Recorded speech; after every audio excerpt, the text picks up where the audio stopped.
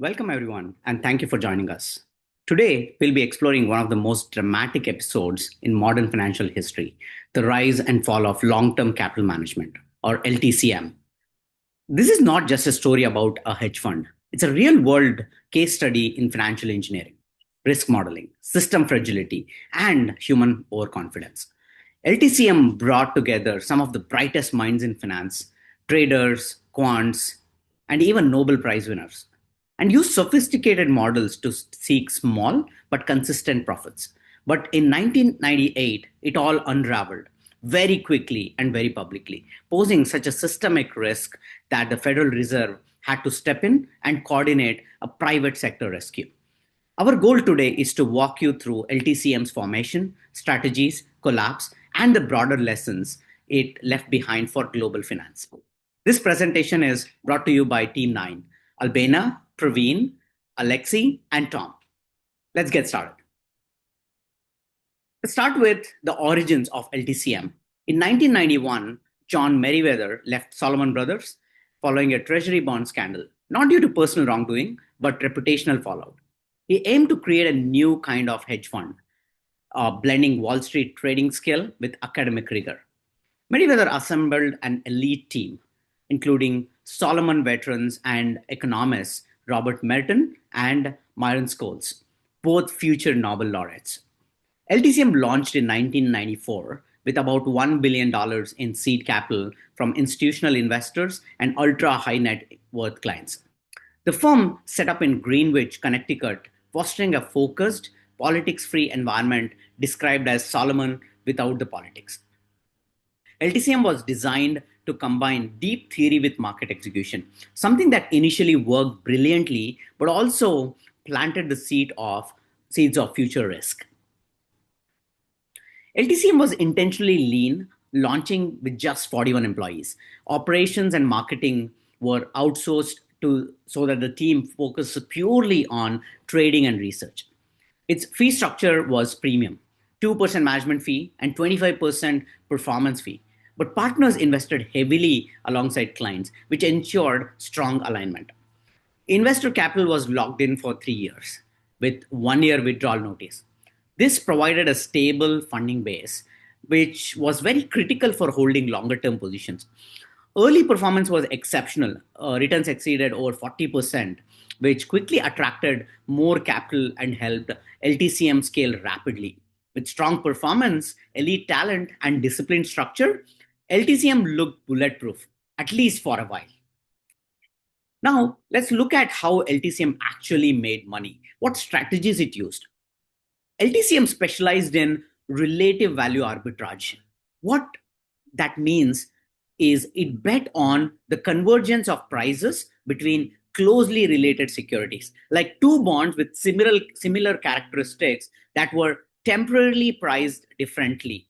These trades spanned asset classes, fixed income, equity, and derivatives. The key idea was to identify inefficiencies caused by things like liquidity issues, market segmentation, or accounting rules. One important tactic was selling volatility. LTSM sold long dated options when implied volatility was significantly higher than the actual market. This strategy worked well in stable markets, but carried risk during times of stress. They also stepped into markets where others couldn't. For example, LTCM took on positions that regulated entities like banks or insurance corporations were restricted from holding, creating opportunities to profit from structural constraints as well. In short, LTCM targeted small, seemingly low risk inefficiencies and used leverage to turn those into meaningful profits. Now, let's walk through a few real examples of the kinds of trades LTCM made. First, in US treasuries, they would buy older, less liquid bonds called off the run and sell newer, more liquid ones called on the run, betting small price gap would close over time. In Europe, they bet on convergence between two types of Italian government bonds, CCTs and BOTs, expecting yields to align as the Eurozone integration moved forward. They also traded on price gaps between Royal Dutch and Shell, which were two listings of the same company, even though they shared the same cash flows, they often traded at different prices in different markets. Another common trade, shorting US treasuries and going long interest rate swaps. They believed the spread between the two was too wide and would eventually narrow. Lastly, they sold long dated S&P options when the implied volatility was much higher than what the market had actually shown, profiting as that gap corrected. Each of these trades seemed low risk on its own, but when scaled up with leverage and put on all at once, they created much bigger exposure than expected. LTCM's WAR model promised safety, calculating max losses in 99% of scenarios. They assumed strategies like Italian bonds and US volatility were uncorrelated. Aiding trades lowered risk mathematically, justifying massive leverage. They even returned $2.7 billion to investors in 1997, trusting the models. But two flaws lurked: tails risks beyond 99%, and risk created by their own success. The math ignored that markets adapt and turn against you. LTCM's models missed two bombs. First, tail risks, extreme events breaking historical patterns. Second, endogenous risk. Their success led rivals to copy trades. Uncorrelated strategies moved in lockstep via trader correlation. Diversification failed because the market became one crowded bet. Models built on past data could not predict this feedback loop. Russia's default was a detonator. Panic caused flight to quality, dumping risky assets for US bonds. Spreads LTCM bet would converge exploded. Their core assumption, the slinky effect, failed. All arbitrageurs were insolvent. Forced sales of identical position deepened losses. LTCM lost $1.9 billion in August, a statistically impossible event. The lesson is models can't predict liquidity crashes when everyone owns the same trade. LTCM scale killed it. Their trades were copied so widely that markets froze during liquidation. No buyers for massive positions. Worse, rivals like Goldman Sachs attacked their own trades, accelerating losses. Thank you, Alexei.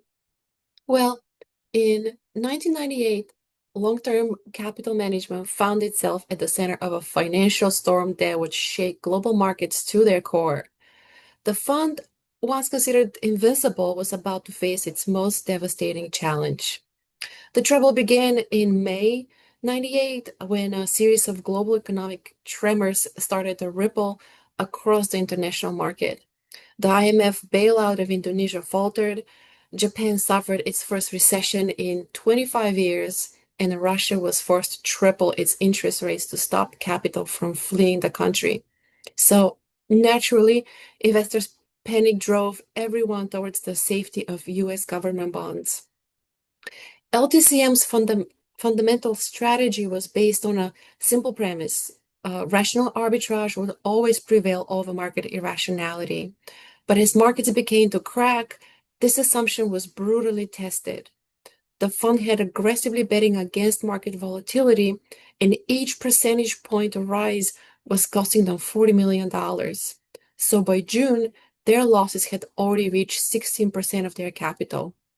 Interestingly, the following month in July, the markets recovered a bit, and LTCM's management team shrugged it off as a one-off. Unfortunately, on August 17th, Russia defaulted on its debt payments, and things took a turn for the worst. This single event triggered a massive flight to quality, investors abandoning risky investments and piling into safe government securities. LTCM's portfolio began to unravel.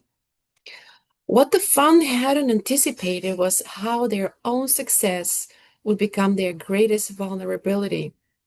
An entire ecosystem of traders had begun mimicking the LTCM strategies, creating an overcrowded trade with no room to exit. And when panics hit, there was simply no one left to buy their positions. Desperate to save the fund, Meriwether, one of the founders, reached out to potential investors.